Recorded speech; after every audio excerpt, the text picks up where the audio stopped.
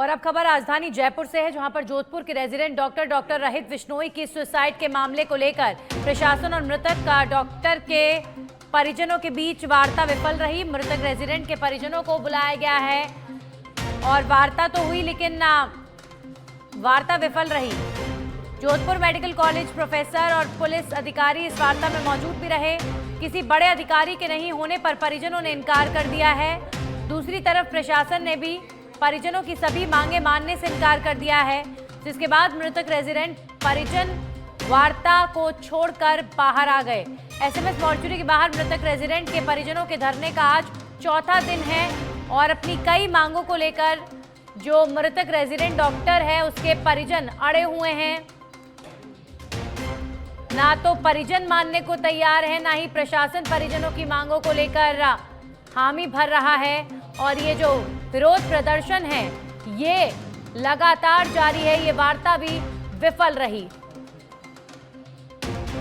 तो बीते 4 दिनों से रेजिडेंट डॉक्टर के सुसाइड मामले को लेकर जो डॉक्टर के परिजन हैं वो विरोध कर रहे हैं। जोधपुर के रेजिडेंट डॉक्टर राकेश बिश्नोई की सुसाइड मामले को लेकर प्रशासन और मृतक डॉक्टर के परिजनों के बीच जो वार्ता हुई है वो विफल रही।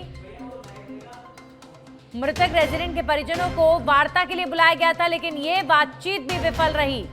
बीते 4 दिनों से सुसाइड के इस मामले में गंभीर आरोप परिवार के लोग लगा रहे हैं और अपनी कई तरह की मांगों पर अड़े हुए हैं, जिसे लेकर प्रशासन भी हामी नहीं भर रहा है।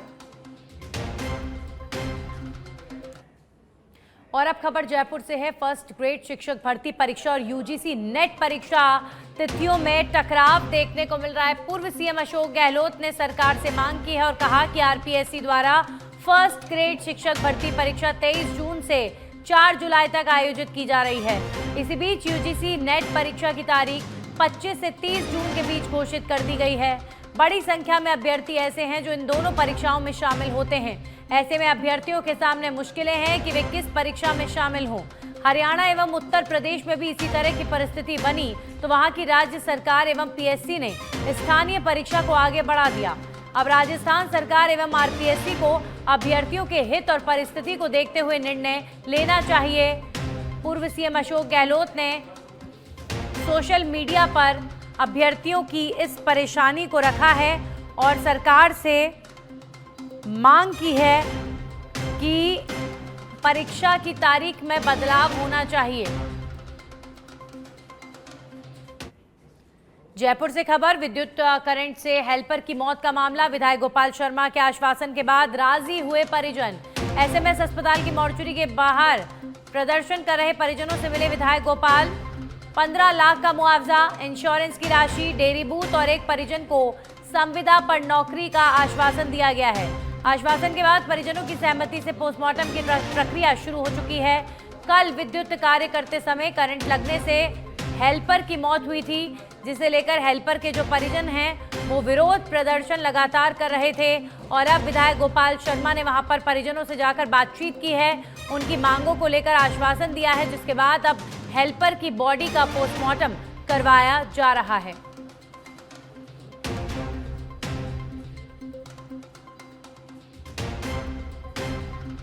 तो कल बिजली का कार्य करते हुए हेल्पर की मौत हो गई थी, जिसे लेकर हेल्पर के परिजन लगातार एसएमएस हॉस्पिटल की मॉर्चुरी के बाहर विरोध प्रदर्शन कर रहे थे। तो बिजली करंट से हेल्पर की मौत के मामले में विधायक गोपाल शर्मा के आश्वासन के बाद अब परिजन पोस्टमार्टम करने के लिए राजी हो गए हैं। एसएमएस अस्पताल की मॉर्चुरी के बाहर प्रदर्शन कर रहे परिजनों से मिले गोपाल शर्मा और 15 लाख रुपए का मुआवजा, इंश्योरेंस की राशि, डेयरी बूथ और एक परिजन को संविदा पर नौकरी का आश्वासन दिया गया है।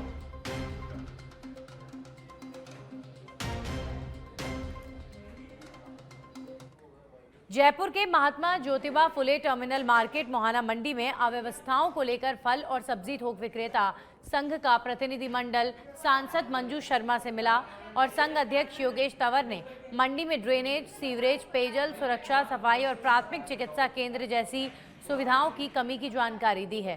सांसद ने संबंधित अधिकारियों से बातचीत कर समस्याओं के जल्द समाधान के निर्देश दिए और हर संभव सहयोग का आश्वासन दिया गया है।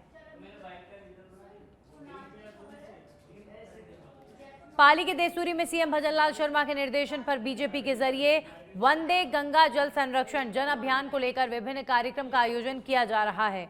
जल संरक्षण और आमजन में जल के प्रति जागरूकता लाने के लिए श्रमदान, जल संरक्षण शपथ, पौधारोपण, साफ सफाई समेत अन्य कार्यक्रम आयोजित किए गए।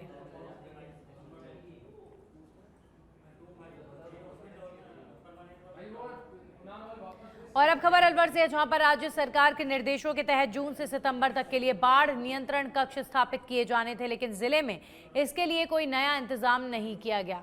जिला मुख्यालय के मिनी सचिवालय में पहले से संचालित सामान्य कंट्रोल रूम, सी विजन और वाई कंट्रोल रूम को ही बाढ़ नियंत्रण कक्ष घोषित कर दिया गया है। जिला कलेक्टर ने करीब 15 शिक्षकों की ड्यूटी यहां लगा दी है, जो लगातार सेवाएं दे रहे हैं। हालांकि सवाल उठता है कि बाढ़ नियंत्रण कक्ष के लिए सरकार की ओर से अलग बजट जारी होता है, लेकिन जमीन पर उसका कोई उपयोग या नई व्यवस्था दिखाई नहीं देती।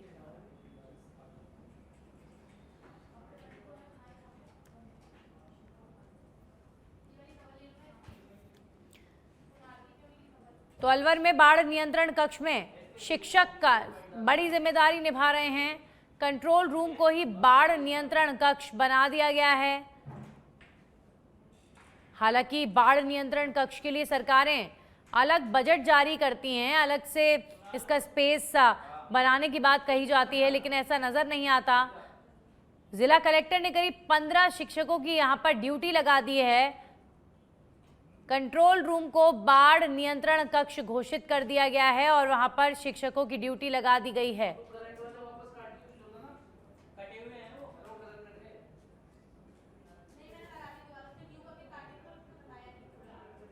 और अब खबर अलवर से है, जहां पर प्री मॉनसून की पहली बारिश ने ही अलवर नगर निगम की तैयारियों की पोल खोल दी है।